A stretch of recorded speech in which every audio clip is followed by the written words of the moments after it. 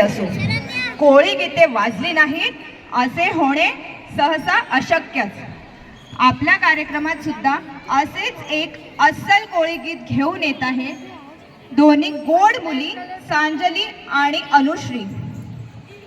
सांजली आणि अनुश्रीसाठी जोरदार टाळ्या होऊन जाऊ द्या आणि त्यांचे खूप छान स्वागत करा.